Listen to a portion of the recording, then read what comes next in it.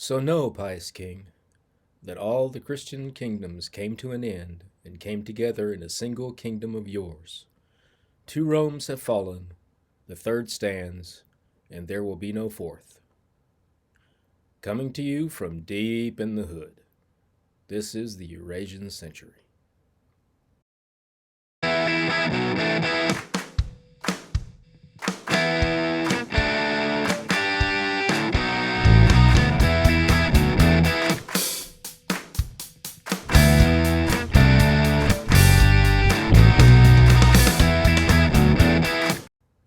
All right, so we got quite a bit here to get to today.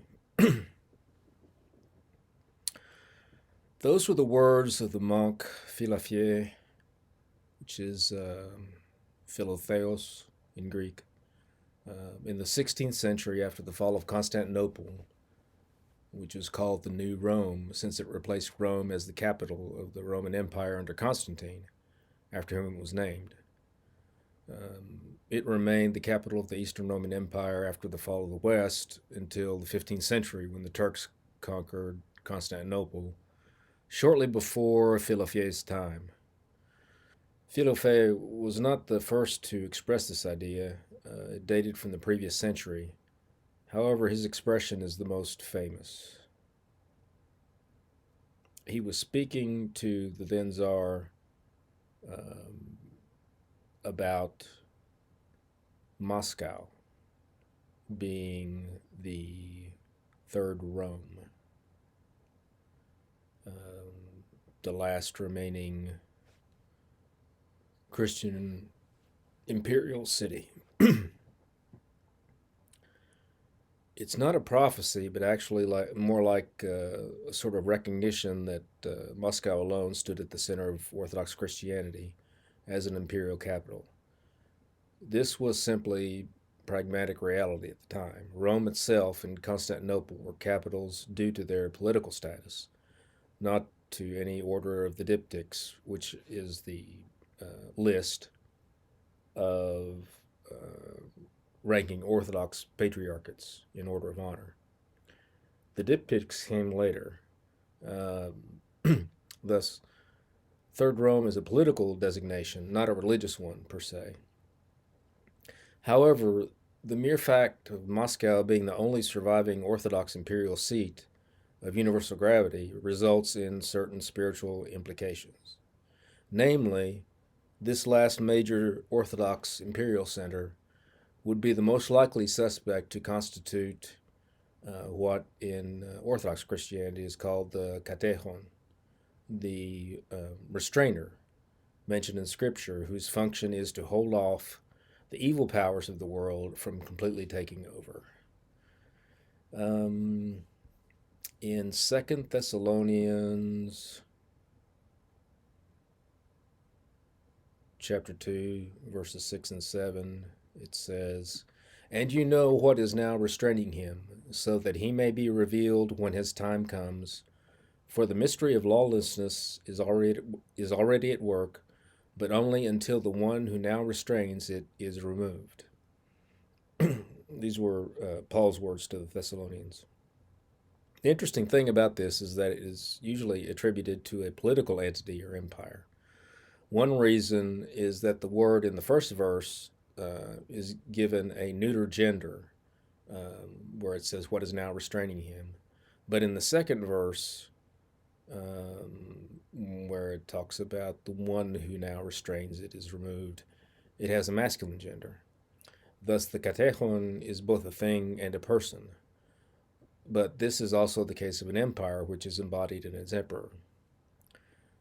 Perhaps the question should be, if Moscow and its ruler are not the katechon, who is?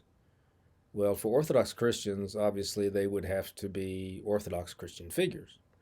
And just as obviously, they would have to have the intent and the ability to present a resistance to the workings of the evil one in the world.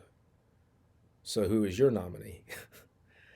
Of course, the mechanics of this are a bit complicated inasmuch as the Russian Empire ceased to function in anything like this capacity after the Bolshevik Revolution. Yet, what better explanation for the bloodiest century in human history, by far, than that the restrainer had been removed. Perhaps the restrainer is Christian monarchy itself. Who can really say?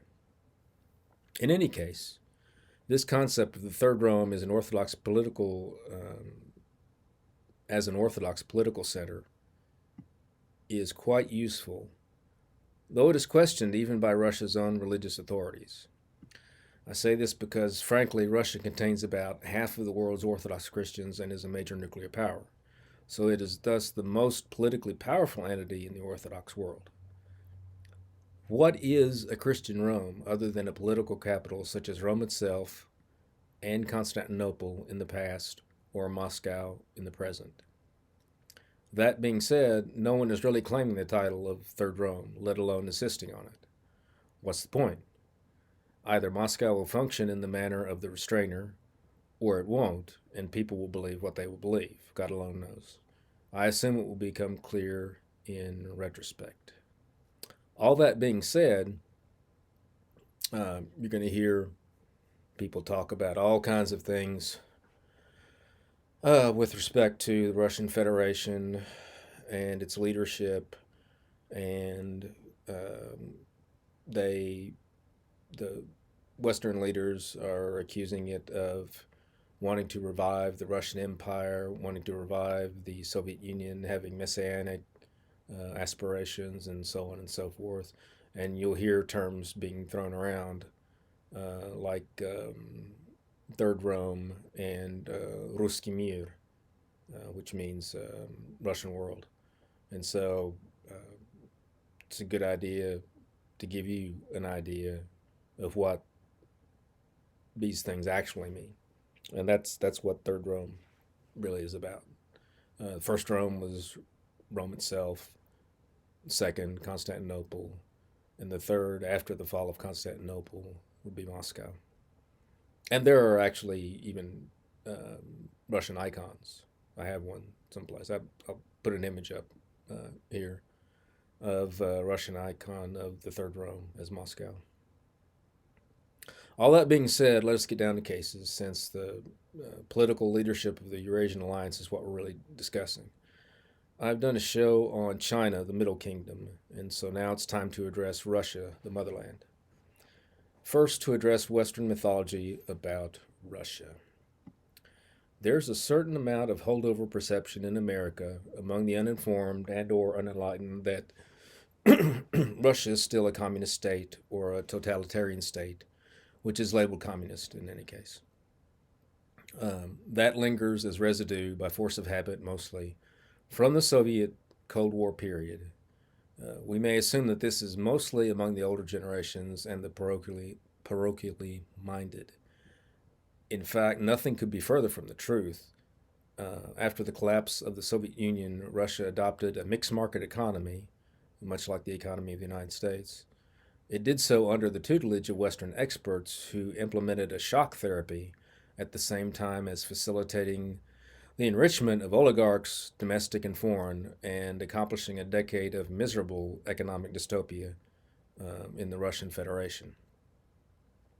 Into this sad state of affairs stepped Vladimir Putin at the invitation of then President Boris Yeltsin. Putin had been the director of the FSB, the Russian counterpart of the FBI, and had been a field officer in the KGB in Soviet times. He also has a law degree and a doctorate in economics. Evidently, he was the man for the job, since he proceeded to rectify the economic malaise and put a leash on Russia's oligarchs, bending their interests to those of the state and people while ending the worst of the foreign exploitation. This did not earn him any friends in the United States. However, there was some mixed opinion in American political circles about the possibility of working with Putin in an amiable or at least civil relationship. This initial openness turned dark following a series of conflicts, beginning with Georgia's attack on the Autonomous Republic of South Ossetia in 2008, which killed 15 Russian peacekeepers. Russia won that conflict swiftly, but was disappointed with facets of its own performance and continued to reform the military. but it became ever clearer that the United States intended to encircle Russia with hostile satellites. Um, what had happened, and I actually remember this very clearly. I got downtown into the office fairly early that morning, like about 6:30, and fired up the computer and looked at the news and everything, and lo and behold, we have a war on. And the morphing of the news about the war happened right before my eyes that morning. And there was one veil. I've had several veils lifted from my eyes about how things actually work. Um, the That was also the day I got banned from Red State for telling the truth about what was going on. Um, Early on, the news reports were honest about what happened, and what happened was the Georgian leader Mikhail Saakashvili decided to retake two provinces that had gained autonomy right after the collapse of the Soviet Union. This was South Ossetia. North Ossetia is in the Russian Federation. To give you an idea, the Ossetians do not like the fact that, or did not like the fact that their land was split up, and Abkhazia was the other territory. And Saakashvili, the president of Georgia, opened fire on civilian neighborhoods and killed Russian peacekeepers, and thus provoked a war.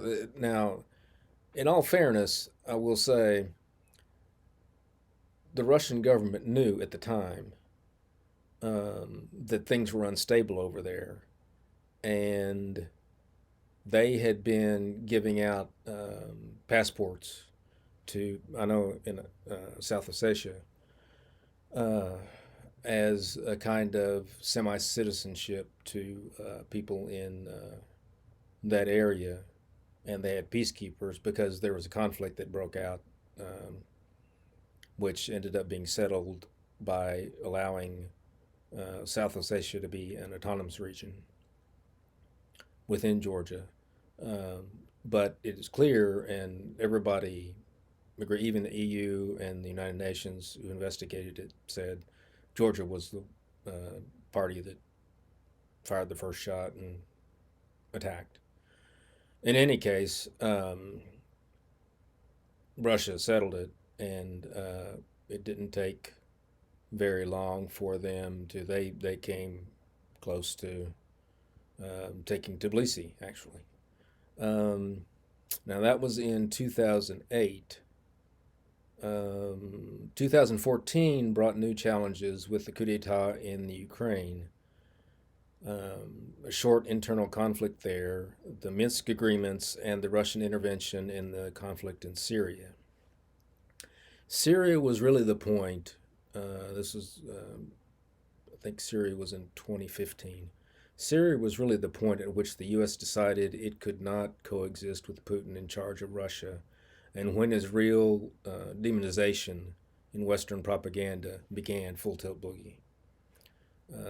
Russia's intervention in Syria prevented the United States from staging a regime change operation there to remove Syrian leader Bashar al-Assad. True to form, the U.S. had assembled an array of rebels, many of whom were Islamic fundamentalists like ISIS or Al-Qaeda. Divide and conquer was again the strategy, and Assad's religious pedigree as an Alawi Shiite helped mobilize forces against him. But Assad had been a long-time ally of Russia, dating back to the Soviet years. And Assad requested Russian assistance, and it was provided. That conflict still goes on to some extent, with about 1,000 American troops still in the country against the wishes of the Syrian government. And lately they've been targets because of the conflict that's erupted lately. Um, but it was thwarting a deep state operation like the one in Syria that made Putin a devil in the eyes of Washington. Now, the deep state never liked Putin. Um, this was merely the thing that pushed them over the edge, so to speak. And over the years, they being the CIA, set up various operations to trash Putin's reputation and frame him for various and sundry nefarious shenanigans, including the poisoning of several Russian expatriates abroad, and even going so far as to blame Russian intervention for Hillary Clinton's loss in the 2016 presidential election. That libel sealed Putin's image in the eyes of the liberal elite to this day, though it was a complete fabricated fairy tale. Um, Now, right after the Russian military went into eastern Ukraine, um, and this followed serious Western provocations. There was a Ukrainian army of about 200,000 assembled, or in the process of being assembled, around Donetsk, and they were poised to go in and basically ethnically cleanse the Russian population there. Also, the Ukrainian leader Vladimir Zelensky had said at a conference, I think it was in Munich, that he wanted out of the, I think it was the Budapest Accords, which settled the matter of nuclear weapons, giving a security guarantee to Ukraine in exchange for them turning over their weapons to the Russian Federation. He wanted to set that aside and acquire nuclear weapons, and he was applauded and cheered, and that was another thing that caused the Russian high command to decide they didn't have any choice. They had to go in and take care of this. So, um, about now, I think it started 24th of February 2022. And very early in the conflict, negotiations began between Moscow and Kiev that promised or created the possibility of an end to the conflict, which the American deep state thought was premature, apparently. And so there was an incident staged in the village of Bucha in Ukraine, which poisoned the water for the time being. The allegations were Russian executions of civilians in the town. However, part of the atrocity was staged. Their film leaked out of them showing people supposedly killed, but then getting up and walking away. But also, there actually were people executed there, quite a few. And that was perpetrated by the Ukrainian forces who executed collaborators who worked with the Russians after the Russian withdrawal from the city. Some of the people murdered could even be seen tied with armbands that the Russians had given them as representatives of Russian food dispersal and other assistance. People worked with the Russians. They gave them armbands so that the people would know that they were people to whom they could apply for aid, and they funneled food items and other necessary items to people through them. They were considered collaborators by the SBU and the Ukrainian government, and they executed a lot of them. The town mayor had been on glowing terms with the Russians before they left, and the first reports of the massacres dated from a few days after the Russian withdrawal. But the impression had been created already. First impressions mean quite a lot. I mean, you think of the conflict that we have now in Israel. What everybody knows on the street about the conflict in Israel is beheaded babies and raped women. Both of those things probably are propaganda created by the Israelis.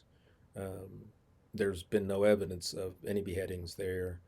Um, I'm not. I don't. I've never seen any evidence of rapes as part of the operation there. Um, there were victims of burning, uh, but a lot of that had to do with Russian or with Israeli tanks attacking settlements they knew were occupied by Hamas and disregarding the danger of civilian casualties. So, this Bucha thing in Ukraine, this was not the only such incident in Ukraine, but these psyops are characteristic of the CIA, and this strategy occurred in various localities. The other meme or narrative emanating from Western propaganda regarding Putin is his supposed political chokehold on the Russian nation as a dictator. This is notwithstanding that the lowest approval rating Putin has garnered over the last decade is well above 60%, and usually hovers in the 70s or low 80s. It's in the 80s, I think, right now. This is measured by firms like Levada, which are decidedly not pro Putin, Western firms. The structure of the Russian government is somewhat like that of the United States, but with a more robust executive branch. It's a presidential system, that is.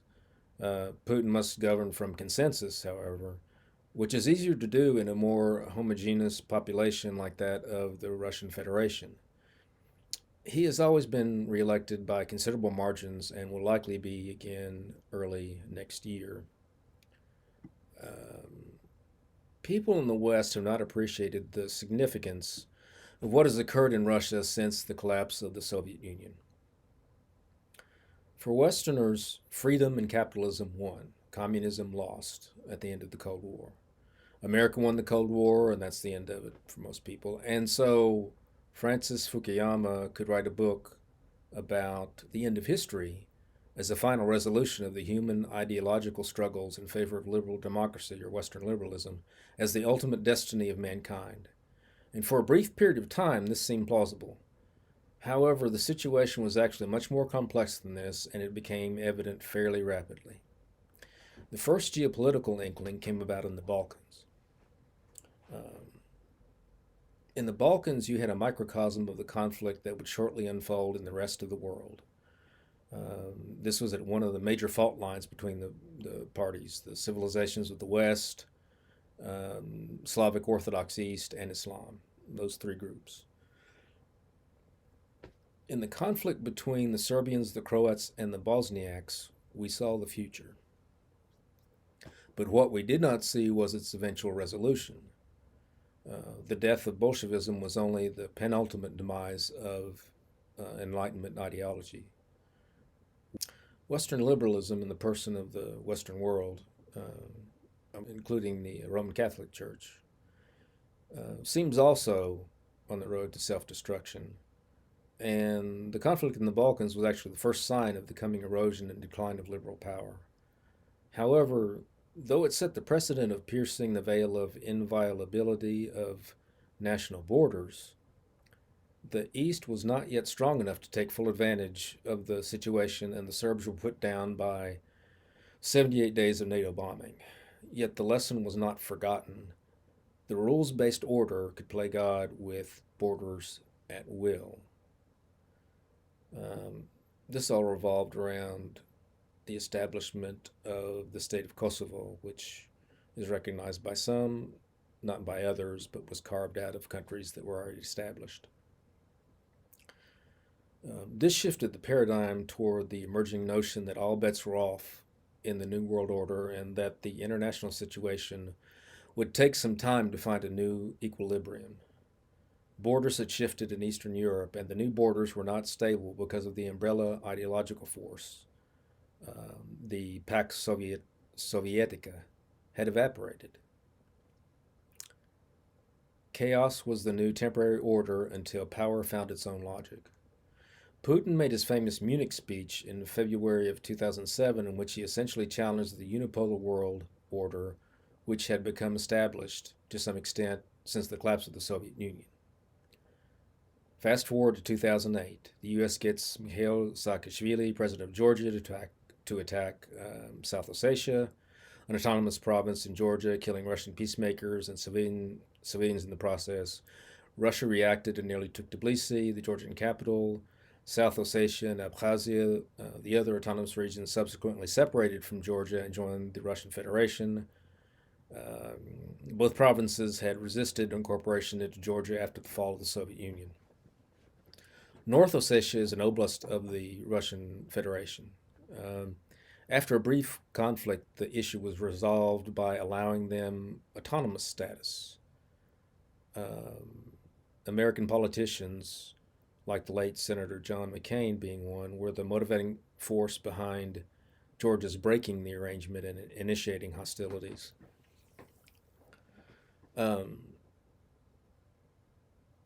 All during this period, Russia's economy had been stabilizing and growing, and Russia's military was being reformed and built up. But frequently overlooked in the West was the resurrection of the Russian Orthodox Church and the new attitude that Russians had adopted, having regained their sense of self-esteem following the dark years of the 1990s. The Russian Orthodox Church had fallen to about 7,000 functioning churches from a high of 60,000 before the Bolshevik Revolution. This was due to state persecution, not any abandonment by the Russian people. At one point during the Khrushchev era, there were only an estimated 500 churches operating in the Soviet Union. Now the total is over 40,000 and rising. Orthodox Christianity is so endemic to the Russian psyche and culture that many atheists in the country consider themselves Orthodox in terms of culture and custom. Russia has formed a strategic alliance with China. This is a monumental development in human affairs and geopolitics. This constitutes the heart of Russia's strategic policy insofar as the alliance is developing toward a military alliance, but perhaps more importantly, is already an indication of increasing Sino-Russian economic integration. Oil revenues from Russian exports to China surpassed $200 billion in 2023 and seem poised to continue to expand. Chinese manufacturing products, including a wave of auto production, have saturated the Russian market with Chinese vehicles, a fact noticeable to the casual observer in any large Russian city. Russia has a stable situation regarding the various ethnic groups that compose its population. The Russian demographic picture resembles a mosaic rather than a melting pot. Various different groups are concentrated in particular regions of the Russian Federation, though the overall percentage of ethnic Russians remains above 80%. Revenues from exports have been distributed throughout the population in a variety of social welfare and social service projects. The military production industry, largely state-owned, has swelled in recent years as Russia has reformed its military and engaged in a serious arms buildup. This was all during this period where, this is after the Balkans wars, and most of it, I think, subsequent to the war in Georgia. It was becoming clear over this period that the United States and NATO were trying to encircle Russia and push NATO as far to the east as possible, and they increasingly made belligerent moves all during this period. And so the Russian high command decided they had to revamp the military in order to deal with this, if nothing else, as a precaution and a message.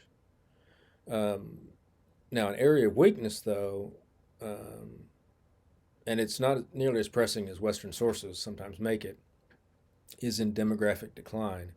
Russia's population, though it has experienced some rebound, is not out of the woods yet. Russian population had been growing up until about 1995, after which it experienced some moderate decline and moderate growth, a kind of oscillation. But it seems to be stabilizing around 146 million people, which is close to the all-time high in 1995 of I think it was 148 million or so. But this is still a concern. Population had been on the decline from 1995 to 2013, which was 6 years after the implementation of a policy program designed to reverse demographic decline. This program is to continue through 2025. Decline resumed to a minor extent in 2017, but has changed little since then. So the project is ongoing. However, there are many incentives in place to encourage fertility and to reduce death rates. This effort will continue so long as the problem persists. Nonetheless, Russia's demographic outlook is better than Europe's as a whole and less problematic due to its strict control on immigration. Russia does not allow the ethnic character of its population composition to be affected by immigration in the way it has in the European Union. And so we get to possibilities in the future. Russia is embarking upon a grand civilizational project. This is sometimes referred to as Ruski Mir, or the Russian world. Since before the time of Peter the Great, Russia has been westward looking in its cultural, economic, and military development. A momentous change in that policy has taken place due to the policies of the United States and the European Union subsequent to the end of the First Cold War. One could say that we're in a second Cold War now. The West was handed a golden opportunity for peaceful coexistence with Russia for the indefinite future. It squandered this opportunity first by waging war on Russia's Orthodox brethren in the Balkans, and then by leading color revolutions and coups d'etats in Eastern Europe and pressing the expansion of NATO ever eastward. This was sheer folly from any other perspective than that of the intelligence services of the West and the military-industrial complex. The American intelligence services need an enemy to justify their existence, and the Islamic community, the Ummah, is simply not ominous enough to fit the bill. The military-industrial complex needs global conflict to justify its exorbitant budgets and the perpetual flow of tax dollars into its coffers. Essentially, the CIA and the MI6, military-industrial complex, need enemies in order to survive and thrive. And that is why Russia and China have been demonized and alienated in the way they have in Western propaganda, the Western media, mainstream media, legacy media. For Russia, the result of this Western hostility has been a pivot to the East and the development of close ties with China and expanded ties with India, North Korea, and Iran. The sum total of this reorganization of the world order is that Russia is emerging as the head of a bloc poised to lead world political development through the 21st century. Now, how do I know, or how do we know, who the leader of the Troika, the three, Russia, China, and Iran, is? The leader is the one who needs the others the least. This is always true in relationships. The one who cares the least is in charge, and it works with nation states as well. At the end of the day, China needs Russia more than Russia needs China. This is a function of Russia's enormous natural resources, especially energy resources, and the fact of its proximity to China and Iran. The necessary service that China has supplied for Russia is to purchase Russian oil and gas, Russian energy resources. But those are fungible and can be sold to India and any number of other countries. There is always a market for it. It cannot be contained or successfully sanctioned as a commodity. The market will find a way. And though Chinese exports have taken up most all of the room left by the cessation of Western products coming into Russia, China is not the only source for import of manufactured articles, cars, consumer items, etc. That is available to Russia. Um, Again, the market will find a way. China, in turn, could make do at present without the increased flow of Russian oil into its manufacturing kingdom. But that will not last.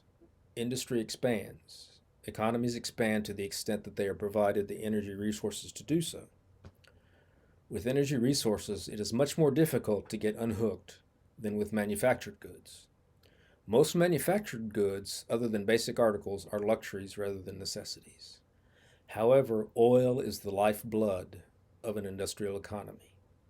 Food and fuel are absolutely necessary. Europe is learning that harsh lesson as we speak. It is possible for China to find other sources of oil and gas for increased levels of production, no doubt. That is, if something were to happen to the Sino-Russian relationship. And the global oil pool is essentially one thing, only really divided by grade and use. However, proximity also matters. Russia is right on China's border. Import costs are minimal.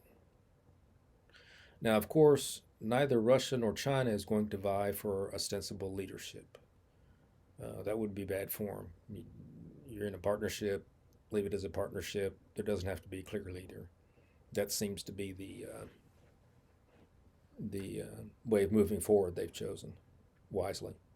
There's no reason to handle the alliance as anything other than a partnership, but China is learning that its reliance on manufacturing exports can be a weakness as well as a strength. European and American sanctions of China's products would cause it significant harm. It would be worse for Europe and probably America, but nonetheless, it is leverage. The West no longer has any leverage on Russia. Sanctions failed, and the Russian economy is growing nicely. Now, to wind up, I want to talk briefly about an analysis that came out of the Institute for the Study of War.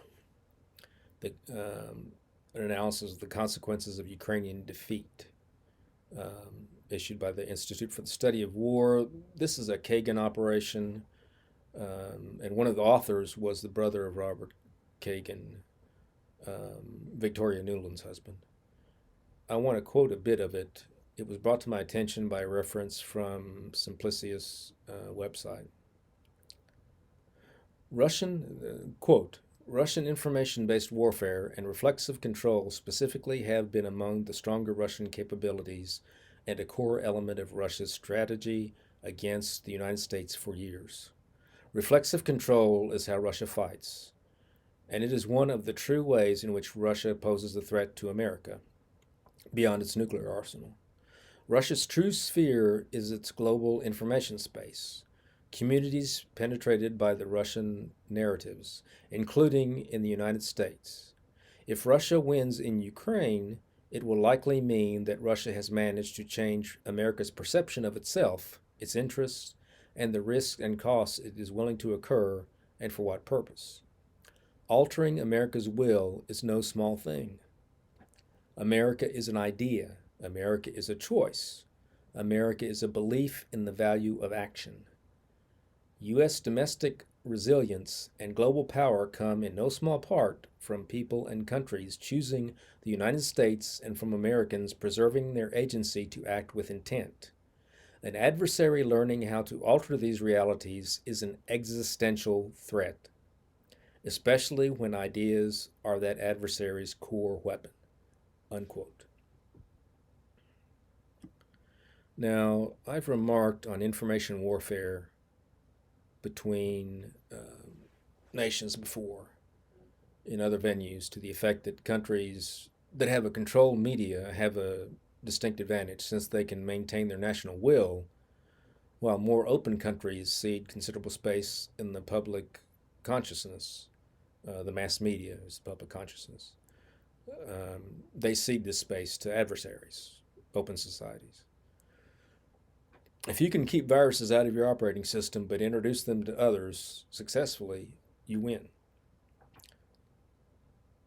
I've said that before in different forums. But that's not the facet of the passage that I want to focus on right now.